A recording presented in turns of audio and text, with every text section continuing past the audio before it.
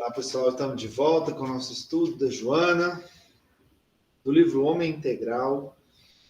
Hoje, capítulo 33, os sofrimentos humanos. Vamos fazer a nossa oração hoje para dar início. Quem gostaria de fazer a oração? Vamos eu de novo, né?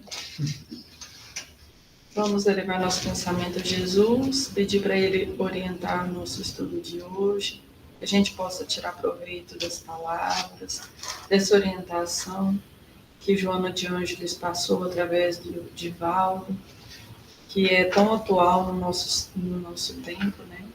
Que a gente possa aproveitar esse estudo da melhor forma possível para a gente poder evoluir, utilizar para a nossa reforma íntima.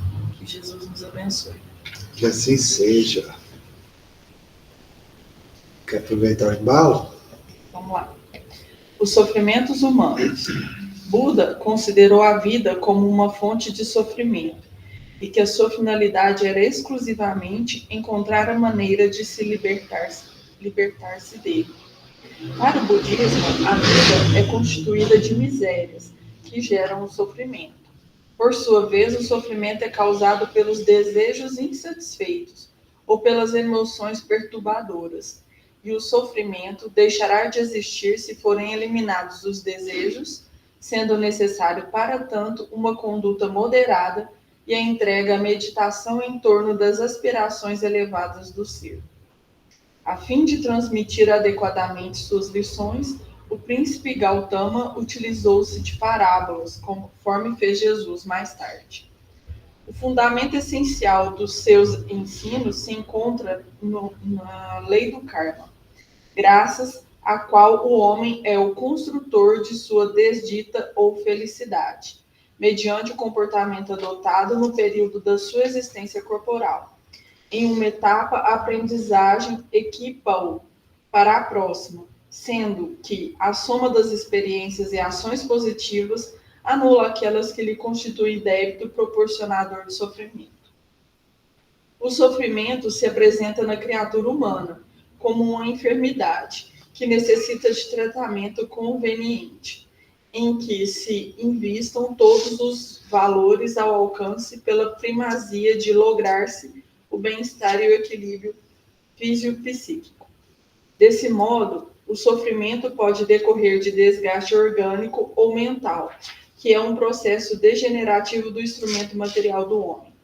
As doenças campeiam e a receptividade daqueles que se encontram incursos nos códigos da justiça divina sofrem mediante a coartações danosas dos mecanismos genéticos ou por contaminação posterior, escassez alimentar, traumatismos físicos e psicológicos, num emaranhado de causas próximas decorrentes dos compromissos negativos do passado mais remoto. No outro caso, o sofrimento resulta da transitoriedade da própria vida física e da fragilidade de todos os bens que proporcionam prazer por um momento, convertendo-se em razão de preocupação, de arrependimento e de amargura. A busca do prazer é inata, instintiva e o homem se lhe aferra na condição de meta prioritária. Não raro, ao consegui-lo, frui da satisfação momentânea e, por insatisfação psicológica, propõe-se a prolongá-lo indefinidamente, sofrendo ante a possibilidade de o manter pelas alterações naturais que se derivam da impertinência de tudo, pela saturação e, finalmente, pela perda de objetivo após conseguido o anelo. Por fim, surge o sofrimento dos condicionamentos de ordem física e mental.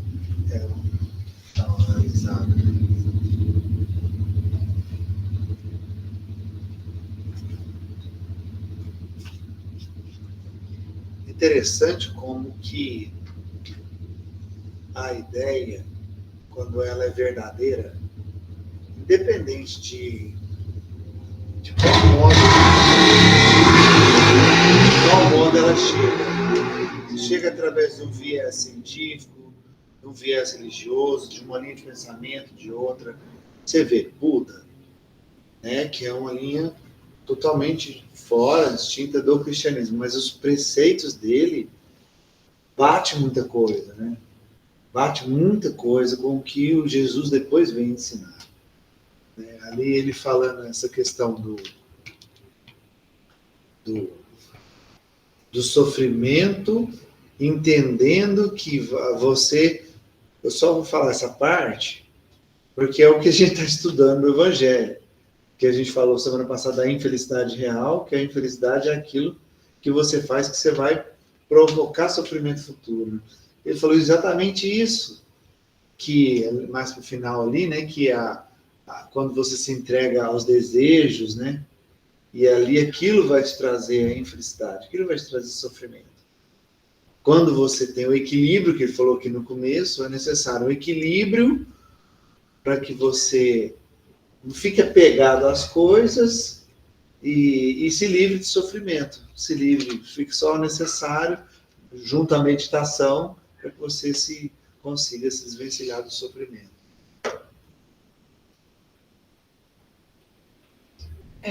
O budismo, eu até comecei a estudar esses dias, ele fala que o sofrimento ele tem origem na mente, né? Como a gente acredita também no espiritismo, né? Que vem da nossa mente isso. E que e que a gente tem que cuidar desses pensamentos, como mesmo Jesus disse, vigiai e orai, né? Então, esses pensamentos que são justamente o que ele falou, que é relativa à satisfação, busca do prazer, busca, assim, de prolongar esse prazer e a partir do momento que você não consegue fazer isso mais, aí você entra em sofrimento. Então, por isso que ele fala que o mundo é o sofrimento e que a gente tem que vencer esse sofrimento tomando conta desse impulso pelo prazer, que é a tal da porta larga, né? Então, que esse prazer, essa porta larga, ela é mais fácil, ela é instintiva de você fazer. Mas quando você começa a sair desse sofrimento e começa a se desvencilhar, desapegar disso, né? Que você começa a ir em busca da felicidade. Porque a felicidade não está em ter, mas está em ser. E quando você está desprovido desses desejos, tipo assim, eu quero um carro. Aí você faz de tudo para ter aquele carro e tal, aí você está com aquele carro e de repente alguém fala, nossa, mas ele já tem o tal, já saiu tal, já tem a versão tal. E aí aquilo você não para. Ou você fala, não, agora que eu já tenho o carro, eu quero a casa. Não, porque agora eu quero um sapato assim. Não, porque agora... E isso não para. Então, quando a gente consegue vencer esse desejo, você começa a não sofrer mais. E o caminho da felicidade é o domínio da mente. É isso que ele fala. Para você ir... Quem é feliz? Quem consegue dominar a mente, dominar esses pensamentos, que é o vigiar e orar. Então ele fala, como que você vai dominar? Tendo pensamentos positivos para substituir e a meditação. É a mesma coisa, só que com outras palavras. Com outras palavras, exatamente. Entendeu? Só para a gente esclarecer, né, essa palavra diferente, coartações. Que a frase é a seguinte, ó: as doenças campeiam a receptividade daqueles que se encontram incursos nos códigos da justiça divina, sofrem-nas mediante as coartações danosas dos mecanismos genéticos, ou por contaminação posterior, escassez alimentar, traumatismo físico, psicológico, no emaranhado de causas próximas, etc. Essas coartações significa restrição, coartar, restrição. Então, ali ele está querendo dizer as restrições, né? Porque ele emenda ali, ó, escassez alimentar, traumatismo, né? Então, coartação é restrição. Aqui ela descreveu alguns sofrimentos, né? Alguns sofrem isso. Mas aqui, depois ela fecha, resulta da transitoriedade da própria vida física, fragilidade dos bens que proporcionam prazer por um momento, convertendo-se em razão de preocupação, arrependimento e amargura. É o que você falou, né? Quer ter um carro, aquele carro, que é o carro do momento, ou o celular do momento, o que está na moda. O que está na moda. Aí você alcança aquilo, aí a moda lança mais um, lança outro diferente. Vai fazendo mais do mesmo, na verdade, né? Porque a diferença é quase que nada. Mas você tem que estar com o último processo, os desejos momentâneos. Né? A gente vai se prendendo nessa loucura do mundo. Consumismo, materialismo, coisas totalmente momentâneas, para as passageiras, que vai trazer esse arrependimento. E aquilo que você falou, né? Que a causa das doenças está na mente. Ela fala isso, né? No estudo que a gente já fez aqui, se eu não me engano, num livro anterior, que é o Jesus e Autoridade. Ela fala exatamente isso, que a causa de todas as doenças está na mente, está no pensamento. Tudo começa por aí. E o que ele fala da felicidade é justamente vigiar essa mente perturbada, né, com esses desejos.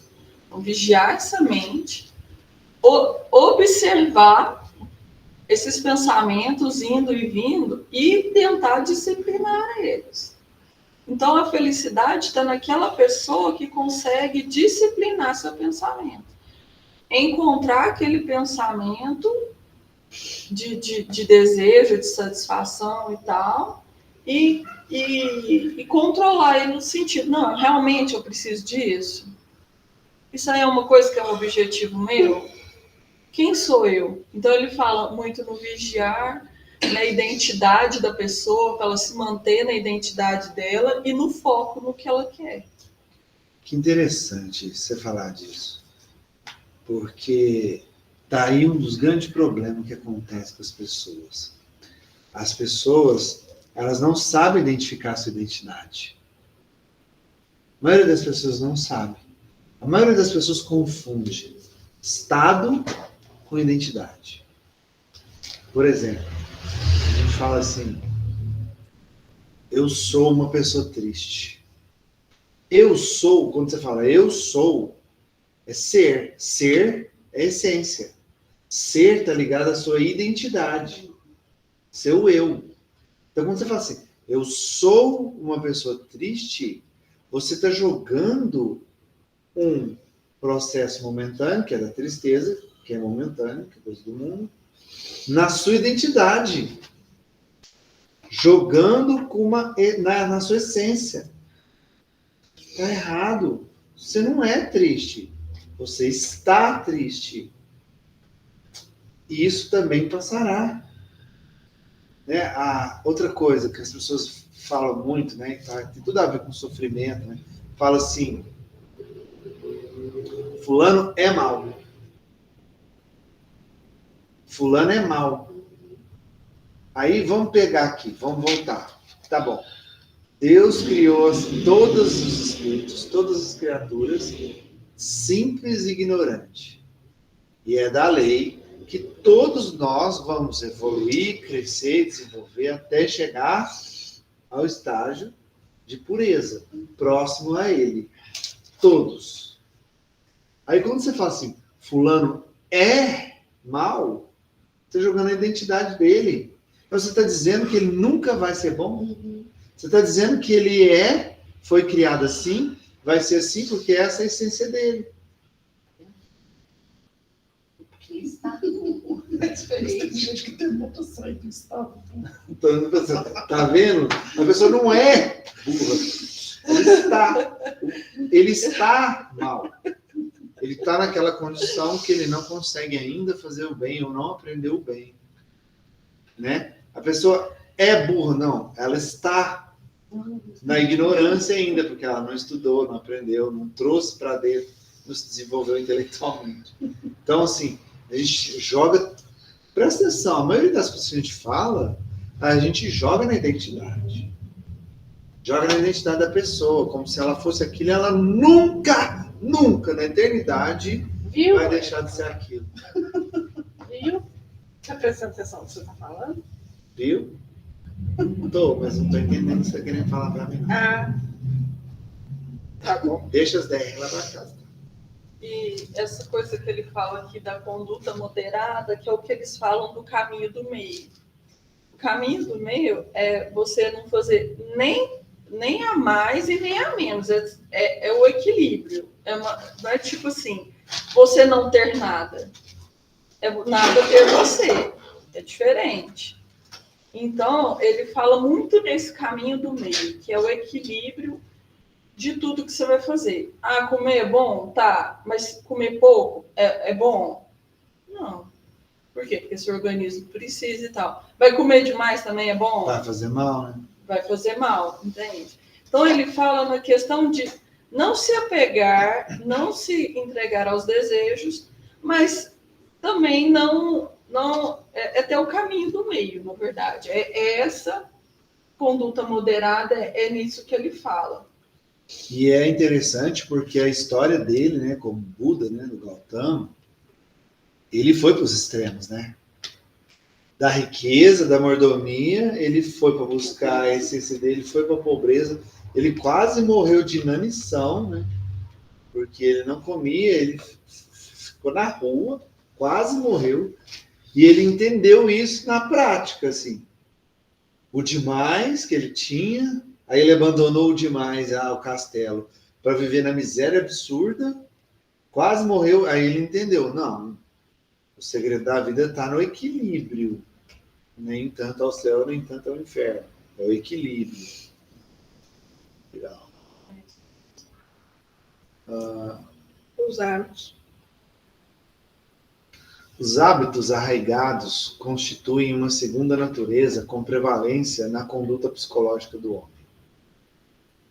As alterações e transformações produzem sofrimento, pela necessidade de ajustamento, pelo esforço da adaptação e os altos e baixos da emoção que tende a reagir às mudanças que se devem operar na conduta.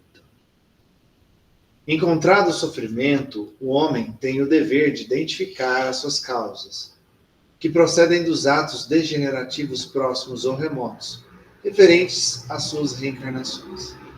Ao lado daqueles que ressumam das dívidas kármicas, estão os decorrentes das suas emoções desequilibradas, que têm nascentes no egoísmo, no apego, na imaturidade psicológica, dentre outros. Apresentam-se em planos de destaque o medo, o ciúme, a ira, que explodem facilmente, engendrando sofrimento. Ela começa falando do hábito. Né? Eita, negocinho danado. O hábito a gente é escravo do hábito. A gente até falou um pouco sobre hábito, né? A gente é escravo do hábito. E ali ela fala, quando você precisa se adaptar, se ajustar, vem o sofrimento. Né? Porque mudar de hábito não é fácil. Porque para você mudar de hábito, você tem que construir um novo hábito. O hábito você não perde, você substitui. Então ali vai vir sofrimento. Estou sedentário. Eu vou começar a fazer exercício físico. Caramba! O começo é triste, né? Os primeiros dias que você faz exercício físico, você quase morre de dor, dá desânimo, dá vontade de parar. Mas aí você tem que persistir para que você vença, se adapte, seu corpo se adapte àquele novo hábito, né? Para que você depois desenvolva a sua saúde física de uma forma melhor. É a questão do foco, de novo, né? Eu até estava conversando com a colega com a questão do exercício, que é, tipo, pôr uma roupa um pouco mais apertada do que estaria um pouquinho só apertada agora, e põe perto. Você faz exercício, tá, emagrece, vai lá. Se servir, até servir. Porque na hora de servir, seu organismo vê aquilo como palpável, entendeu? Nossa, deu certo. Deu certo. Então a pessoa continua, entende? Para persistir naquele hábito. E também li a respeito que tem hábitos, principalmente drogas, por exemplo, que é uma coisa muito difícil de largar. Então, muitas vezes, eles tentam substituir por um hábito menos nocivo, até conseguir trocar por um hábito totalmente que não seja prejudicial, tipo, de uma droga que passa muito mal para uma menos dependente, né? Menos, que faz um estrago menor. Porque para o vício é muito difícil trocar esse vício, né? E muitas vezes é difícil trocar esse hábito, né? Tá E é ligado a muitas engraçado que outras você coisas. tocou num ponto interessante também, porque tem o hábito e tem o vício. E um puxa o outro, Sim. né? O hábito vai puxar o vício. Eu vi meu pai fumar. Aí eu começo a fumar. Eu desenvolvo o hábito de fumar, pronto, eu me instalei no vício. Isso. Que o vício vai fazer o teu hábito de fumar naquele horário, né? É uma coisa que eu até estava comentando com a Cristiane ontem, né? Que é a questão a diferença do hábito com o vício. Mas muitos hábitos levam ao vício. Igual eu dei o exemplo do café. Muita gente bebe café para fumar, entendeu? Não, mas deixa o café. Deixa o café, né? E às vezes trocar essa questão, por exemplo, do hábito de tomar o café, talvez diminui o hábito de fumar. Não é o Eu não caso. fumo, mas eu tomo café. Então você pode continuar. Você pode tomar seu café normal. Aí, mas uma coisa leva a outra. Eu só faço café, eu mordo. Então deixa o café. Eu mordo. Porque aí vai escalonando, né? Você não vai do 8 ao 80, você vai gradativamente fazendo o ajuste. Depois ele fala essa questão de identificar a causa, né? Que a causa dos sofrimentos pode ser recente, pode ser dessa reencarnação, fácil de você identificar, ou ela pode vir de um bom tempo atrás, de outras reencarnações, que ali você não vai ter como racionalizar isso. Mas tem a ver com a sua identidade. Tem. Tem a ver com o seu orgulho, com o seu egoísmo, que é o que ela falou. Exatamente. Você já foi detalhado. Se já vem lá das outras encarnações, filho, vai demorar ainda para conseguir desocupar muito.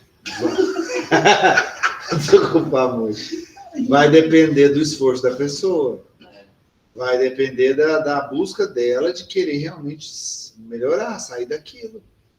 Tem uns que vai ser mais fácil. Se ela vai fazer a reforma íntima dela naquele sentido ou não, se ela vai continuar alimentando aquele vício, aquele hábito, continuar com o mesmo hábito ali, ou se ela vai se esforçar para mudar de hábito. E a problema foi muito assertivo. Se for algo de outra reencarnação, lembrar você não vai, mas está ligado à sua identidade, está ligado à sua personalidade, o que você é atualmente. Então,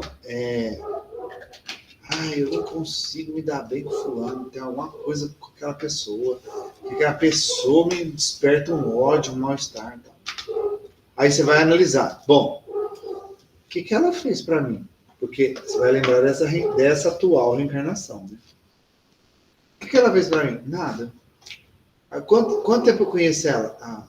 2 meses.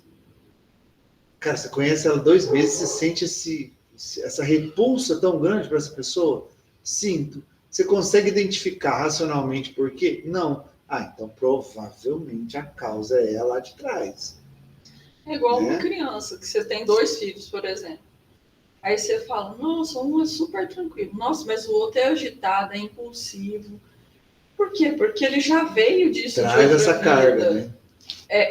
O que ele passou, você traz para você trabalhar agora. Né? E um vai lá, sempre divide os brinquedos. Não, o outro é muito ciumento com os brinquedos. Por quê? Porque ele já vem do espírito dele isso. E aí tem que trabalhar. Como que ele vai trabalhar? Através do sofrimento. Do apego que ele tem. Quanto mais apego ele tiver, por exemplo, aos bens materiais, mais ciúme ele vai ter. Vou trabalhar meu desapego. Pode acontecer algo na vida dele que ele perca, por exemplo, uma pessoa muito querida. E de repente eu falo assim, também não quero me apegar a nada mais. Pode. Então, aquilo era muito arraigado nele? Era. Mas dependendo do trauma, do sofrimento que ele tiver, que ele está passando, por isso que às vezes a gente fala, não reclama do que está acontecendo, mas pergunta o que a gente quer aprender com aquilo, porque é justamente por conta disso. Porque às vezes o sofrimento é muito grande, mas que você está tirando um aprendizado dele. o aprendizado dele. E ali, ela, no final, ali que fala, decorrentes das emoções desequilibradas, que têm nascentes, origem, no egoísmo, no apego, na imaturidade psicológica. E aí, isso responde à frase que você falou no início, que a causa das doenças está na mente. Tá vendo? Um desequilíbrio emocional que vai despertar que vai te provocar uma reação. Essa reação que você tiver, ela vai ter uma consequência, que pode ser um trauma, que vai desencadear em várias outras suscetibilidades emocionais, que vão desencadear no seu físico, despertando a doença. Né? E nasce no egoísmo, no orgulho, no apego, na maturidade psicológica. E ali vem medo, ciúme, ira. Vou falar até um termo aqui, né? A maioria das cagadas que a gente faz, a gente está imbuído ou de medo, ou de ira, ou de ciúme, não é?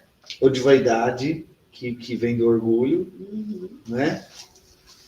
Que é no caso de tentar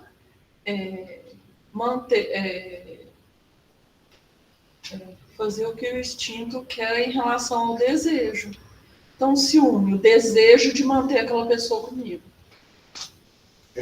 O desejo, a ira, o desejo de permanecer naquele patamar, por exemplo. Não pode ir contra o que eu penso, não pode pensar diferente de mim, tem que ser o que eu penso ou despertar ele.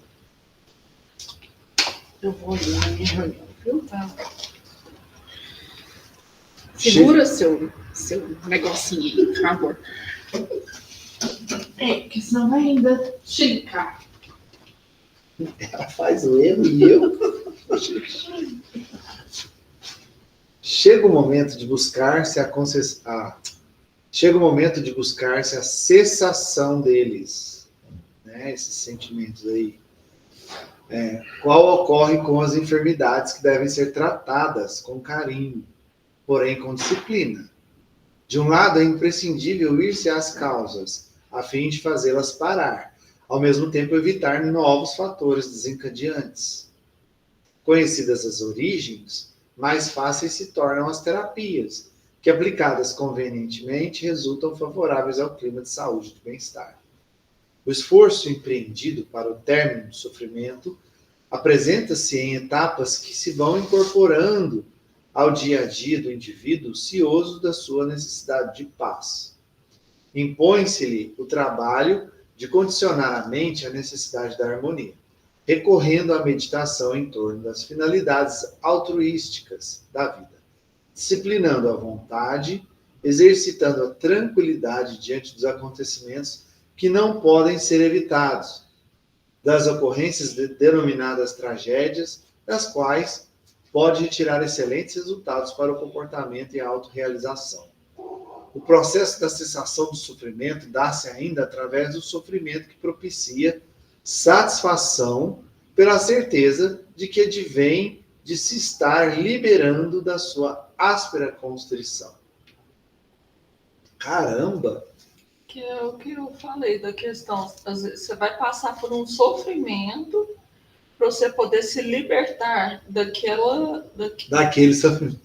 Daquele egoísmo, daquele ciúme, daquele sofrimento que você estava tendo, que você trouxe de outras vidas. Ou até mesmo dessa. É um sofrimento que liberta o outro, né? Se você for fazendo a terapia e no dia a dia for acontecendo, melhorando, beleza. Mas igual a Cris falou, mas se é de outra vida, está muito arraigado. Então o sofrimento vai ser maior.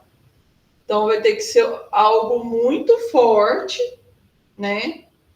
Para poder resolver. É o exemplo do exercício que eu dei. Bom, eu tô doente fisicamente porque eu sou sedentário. A causa dessa doença que eu tenho é porque o sedentarismo, né? Ah, então eu tenho que... Aí o médico fala, ó, você precisa mudar a sua alimentação, mudar o seu hábito alimentar e mudar e começar a atividade física. Aí eu começo. Primeiro, mudar o hábito alimentar. Sofrimento. Uhum. Você já está acostumado a comer determinadas coisas, tem ali uns viciozinhos ali. Ah, eu gosto muito de açúcar, muito de gordura, muito de tempero, muito de sal, coisas que podem estar me prejudicando.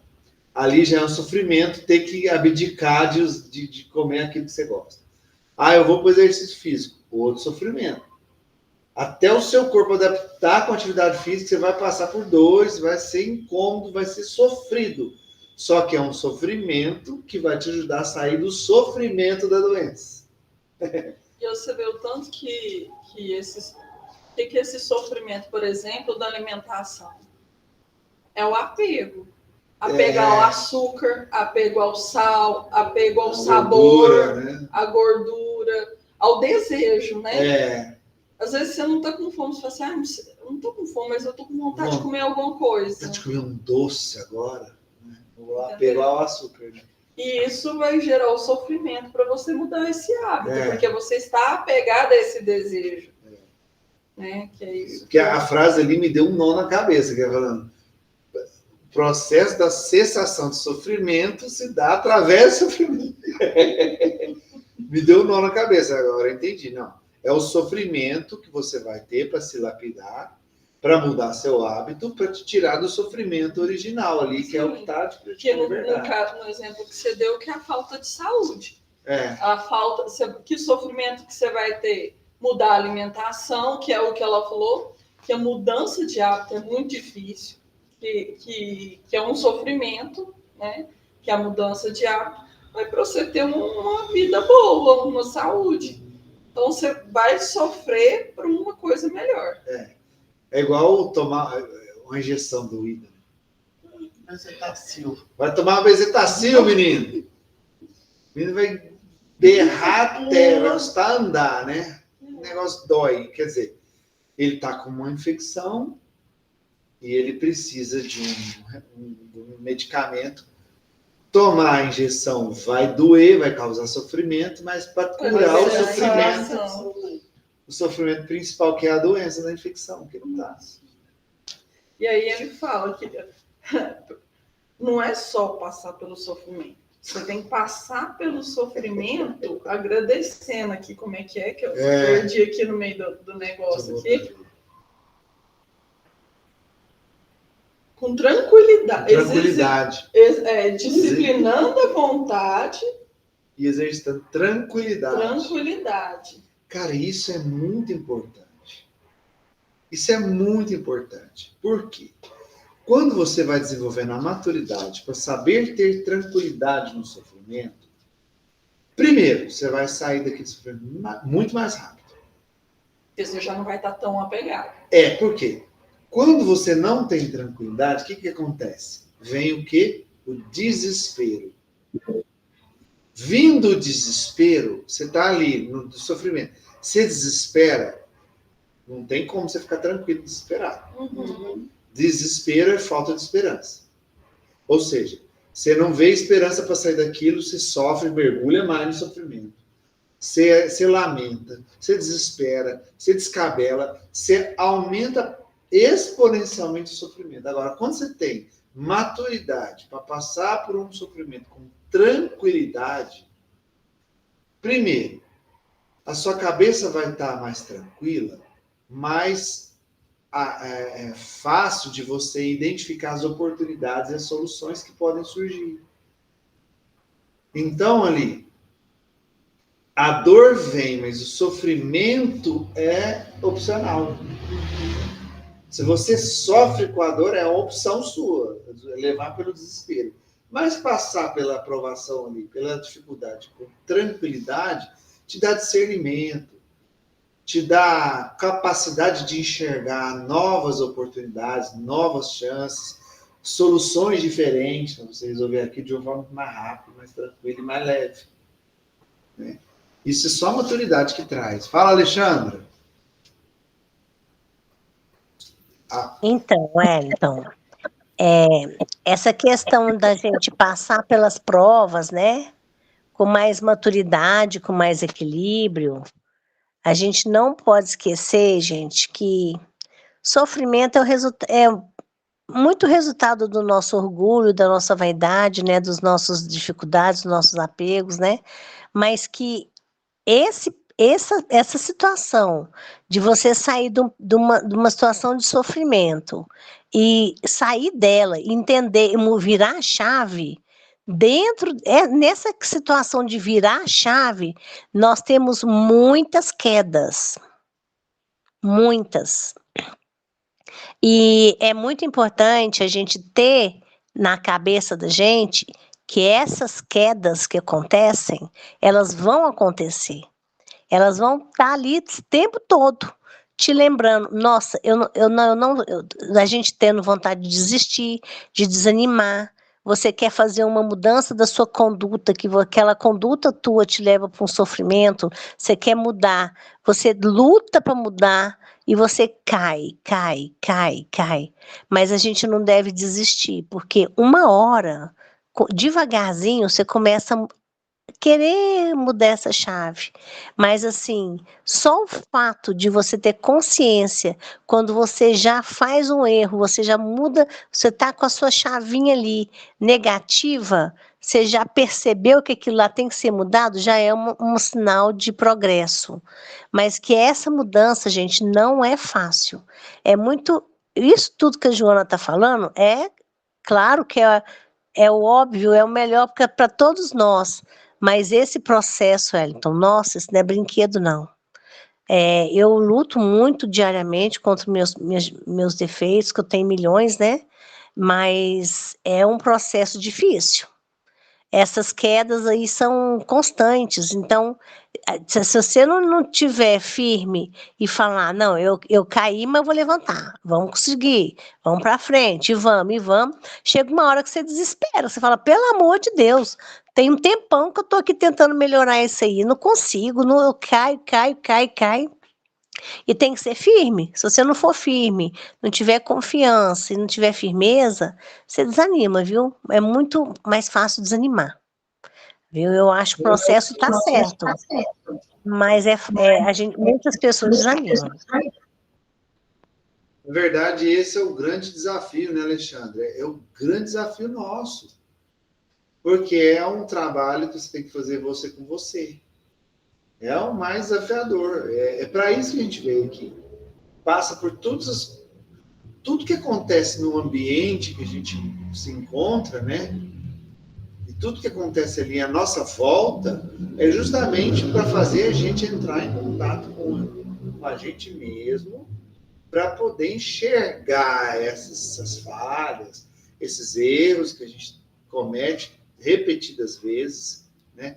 Para que a gente possa trabalhar em nós o recurso necessário, desenvolver a maturidade necessária, né? Buscar corrigir as imperfeições para poder parar de cair. Parar de cair. É só a hora que a gente aprende, primeiro enxerga, tem a coragem de enxergar, porque é difícil, né? É difícil você olhar para um erro seu. É difícil você encarar você diferente e falar assim, eu sou isso. Eu estou assim, aliás. Né? Estou com esse defeito, com esse erro aqui. Estou cometendo esse erro. Eu preciso me corrigir. É difícil mesmo, Alexandre. Não é fácil, não. Mas esse é o nosso principal desafio aqui encarnado. Pode falar. Então, é isso aí que você falou. Deixa eu só te dar um exemplo. Mais ou menos tem uns 4 anos que a gente fez o curso de mediunidade, mais ou menos, o nosso primeiro curso. Não, desde menos, quando... 2020, tem uns 3... né? Tem 3 anos, né?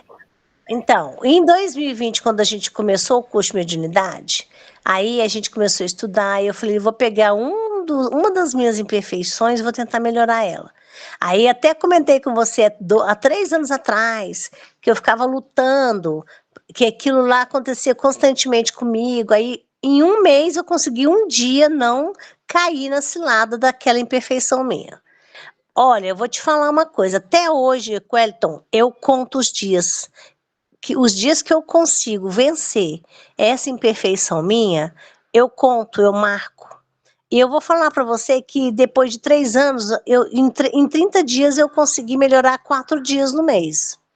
Então, assim, 4, 5 dias no mês. Não é fácil, gente. Não é fácil. Mas assim, aí o consolo a gente encontra quando a gente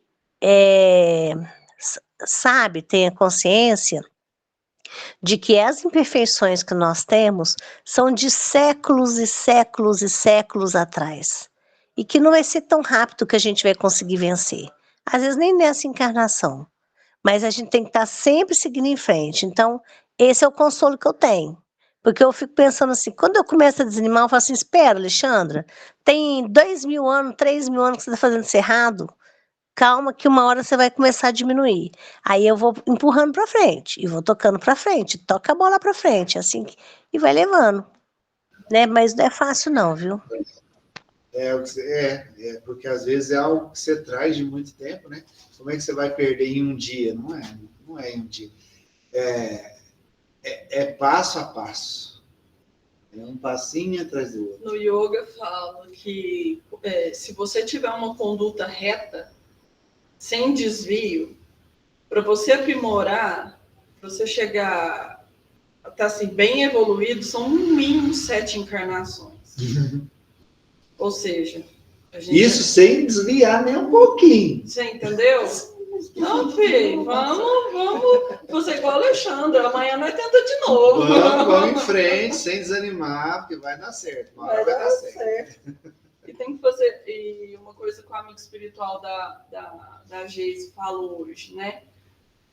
Que é a gente passar pelas provas. Ah, você está fazendo, você conseguiu passar pela prova, beleza, não repete. Não conseguiu, repete de novo. E vai repetindo. E a gente vai repetindo. Até conseguir. Por isso que outro dia tentar de novo. Ou seja, estamos burros, porque a gente só Todos repete. estamos burros.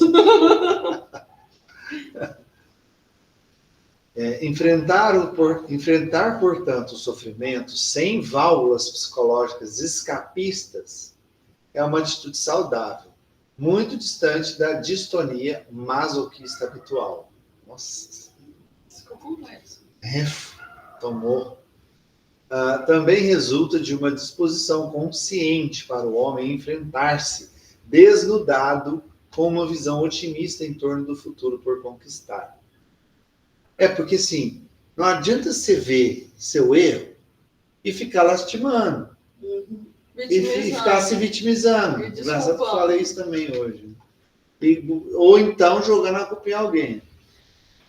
Né? A culpa de fulano, ciclano, enfim. Não adianta. Você tem que olhar para o erro. Com maturidade, enxergou. Tenho esse erro. Tá bom. Se eu ficar aqui lastimando, esse erro não vai deixar de existir. Então, eu tenho que fazer algo para mudar isso. Então, com a ajuda de Deus, com fé em Deus, eu vou me esforçar igual o Alexandre. Estou contando os dias. Esse dia não foi. O outro também não. De 30 dias, acertei 4. Já é um progresso, porque não acertava nenhum. Daqui a pouco estou acertando 5, daqui a pouco estou acertando 10, daqui a pouco está conseguindo vencer. Mas é isso, se automotivar. Não ficar se vitimizando, mas se motivando. Né? E outra coisa, às vezes é uma dificuldade que ela tem, mas é uma dificuldade muito, muito arraigada.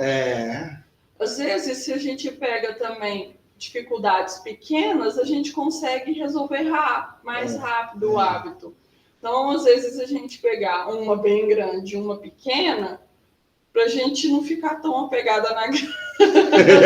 Desanimar, né? Desanimar, tem que pegar uma pequena. Mas o que são 3 anos perante a eternidade? E eu fiz igual a Alexandra, só que lá no yoga a gente escolheu uma, né, para trabalhar no ano. Aí eu falei, eu quero serenidade. Fih, serenidade, pra você ser sereno, tanto treinando você tem que ter. Ou seja, nunca. Aí chegou no outro ano, eu falei, gente, já que eu não fiz esse danado dessa serenidade, aí eu vou buscar, sei lá, primeiro a humildade. Meu filho, é muito difícil.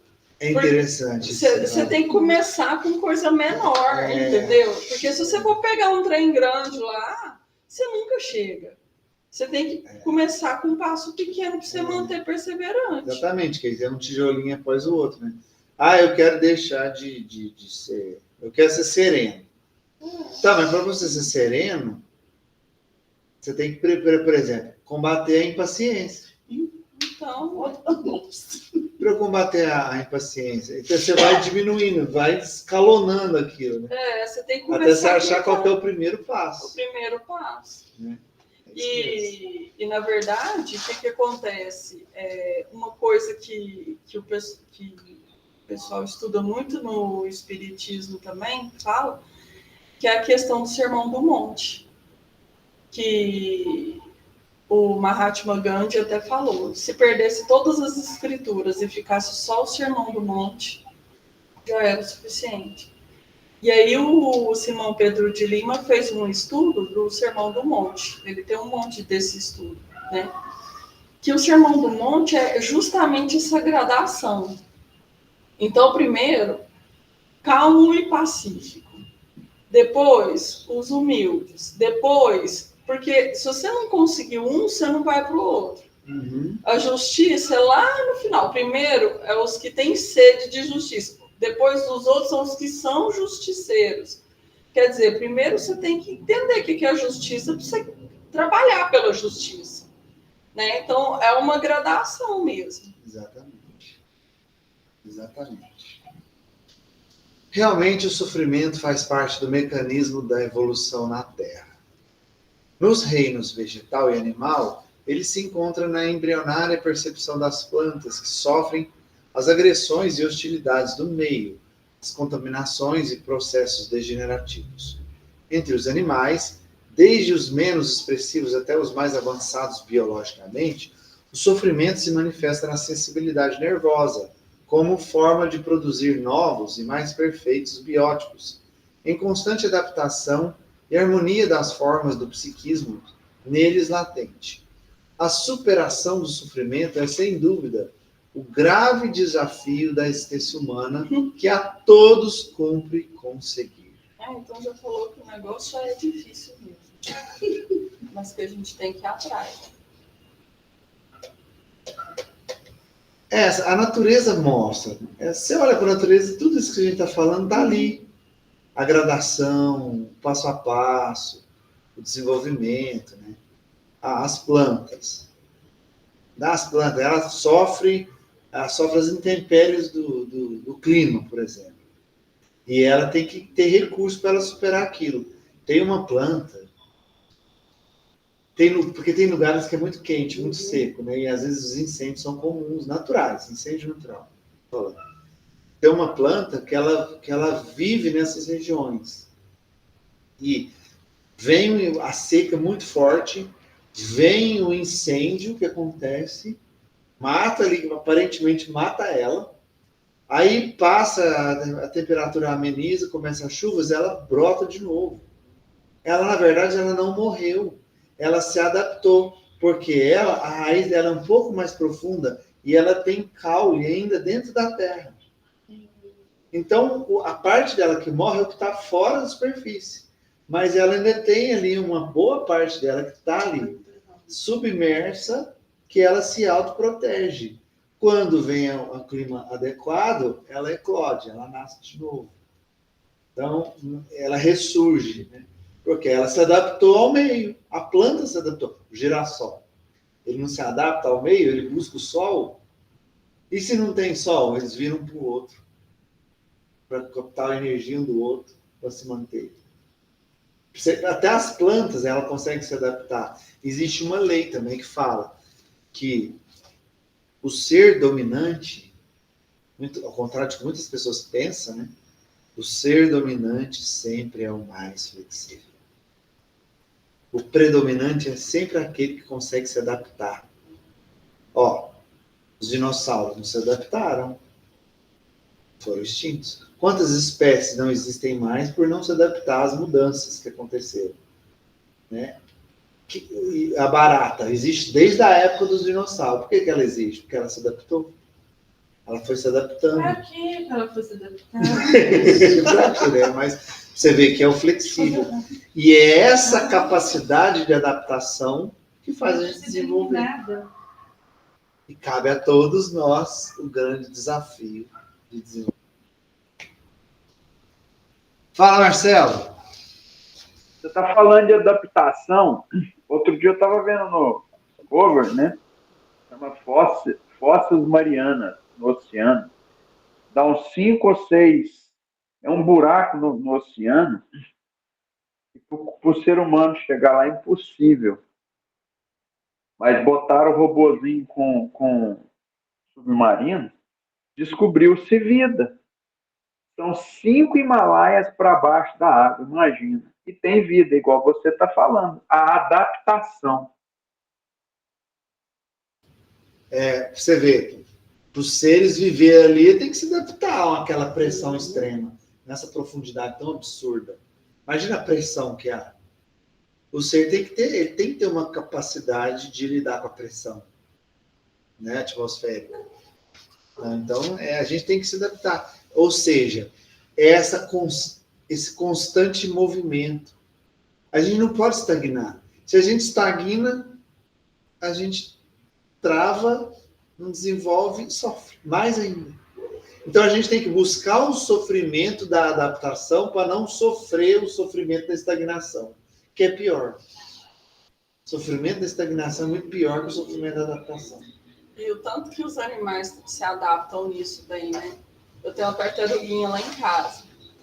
E aí eu dou comida para ela, converso com ela, né? O Cláudio fica só me olhando, né? Eu conversando com a tartaruga. Com voz de criança ainda.